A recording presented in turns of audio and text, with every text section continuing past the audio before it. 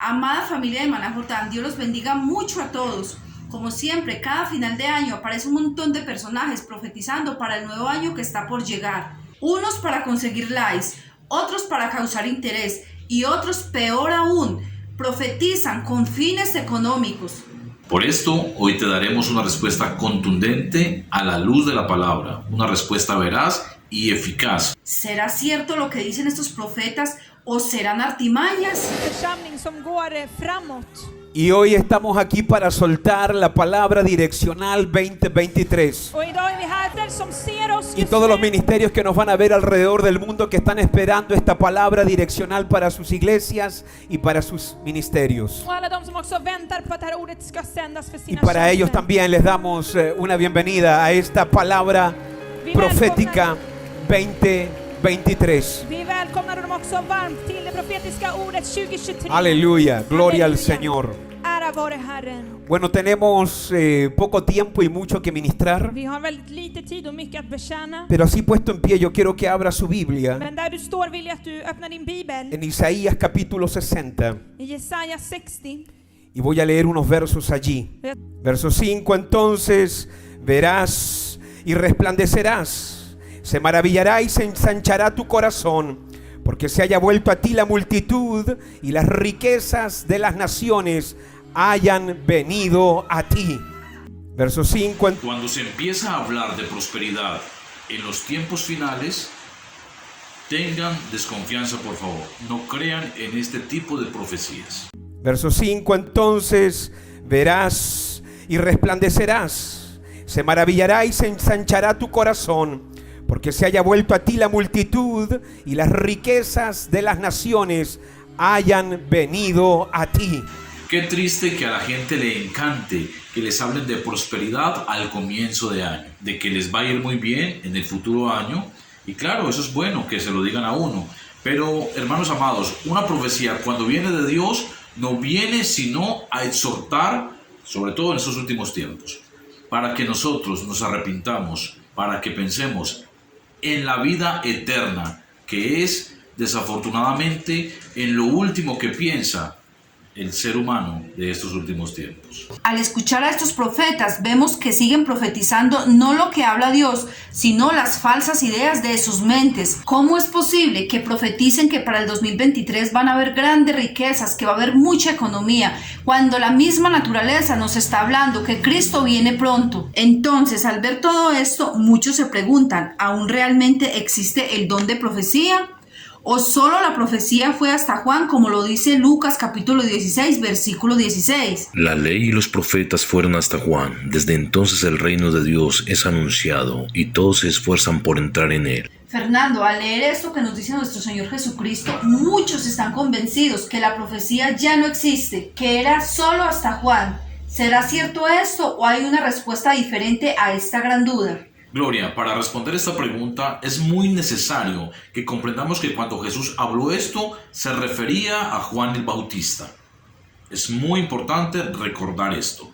También es necesario que recordemos y comprendamos que nuestro Señor Jesucristo tuvo el ministerio, se hizo bautizar a los 30 años y duró 3 años en el ministerio hasta que pagó nuestros pecados en la cruz. Acuérdense que cuando Jesús habló de lo que dice Lucas 16, versículo 16, habló que los profetas eran hasta Juan. El gran error aquí es que muchos confunden a Juan el apóstol con Juan el Bautista. Allí hay un error garrafal y por eso es que se han inventado otras doctrinas negando así la palabra de Dios. Otra cosa que debemos entender es que el apóstol Juan, el que escribió el Apocalipsis, tuvo la revelación y escribió el Apocalipsis en los años 95-96. Ahora, otros se basan en la expresión que dijo nuestro Señor Jesucristo: la ley y los profetas eran hasta Juan. Y por esta expresión muchos enseñan otra doctrina muy diferente y entre ellas esto lo enseñan los testigos de Jehová. Los profetas no eran sino hasta Juan. Un gran error en el entendimiento de la palabra. Y es obvio que al creer y enseñar esto, están invalidando la preciosa palabra de Dios que escribieron los apóstoles, inspirados por el Espíritu Santo. Entonces, ¿qué significa la ley y los profetas? Muchos se preguntarán. Esto significa las escrituras en general. Les explico. Los judíos dividían las escrituras en tres partes. La primera, la Torá, que son las escrituras de Moisés. La segunda parte, los Nevi'im. Los Nevi'im es la segunda parte de las tres en que se divide el Tanakh. Los Nevi'im, los profetas. Y la tercera parte, los Ketubim, que son los escritos continuos en todo el Antiguo Testamento.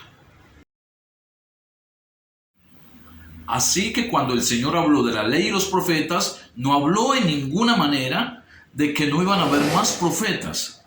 Lo que dijo muy claramente el Señor es que la ley y los profetas se cerraban o terminaban con la llegada de Él, pero se abría el Nuevo Testamento. Para comprender mejor, miremos lo que nos dice Lucas capítulo 24, versículo 13. Esto es algo muy interesante, mis amados hermanos. Estos hombres que nos narra este pasaje eran dos seguidores. Estos dos hombres no eran apóstoles, eran dos seguidores de Jesús. Jesús se les acerca y les dice, ¿de qué hablan ustedes? Estos hombres respondieron, sin saber, que estaban enfrente del mismo Mesías, y le dijeron, ¿eres tú el único que no sabe que el Mesías fue muerto en Jerusalén? ¿El que iba a redimir a Israel? Pero noten muy bien lo que les dice nuestro Señor Jesucristo en el versículo 25 al 27. Entonces Él les dijo, oh insensatos, tardos de corazón para creer todo lo que los profetas han dicho. ¿No era necesario que el Cristo padeciera estas cosas y entrara en su gloria? Y comenzando desde Moisés y siguiendo por todos los profetas, les declaraba en todas las escrituras lo concerniente a Él. En el versículo 27 nos confirma de las tres divisiones que les hablé anteriormente. Las tres divisiones del Antiguo Testamento. Ahora, para confirmar más este asunto, vámonos al versículo 44 del mismo capítulo 24 de Lucas. Y les dijo, estas son las palabras que os hablé, estando aún con vosotros, que era necesario que se cumpliese todo lo que está escrito de mí en la ley de Moisés, en los profetas y en los salmos. Acuérdense que los salmos son del Ketubim, que son las otras escrituras del Antiguo Testamento. La palabra es muy clara, mis amados hermanos. Entonces, cuando dice de la ley y los profetas, no significa que después de Juan no hubiesen más profetas. Solo significa que el Antiguo Testamento se cumplió. Entonces Juan el Bautista introduce el nuevo periodo del Nuevo Testamento. Ahora, ya comprendiendo esto, sabemos muy claramente porque hay muchos textos que nos aclaran que en el Nuevo Testamento continuó el don de profecía. Miremos esto en Hechos.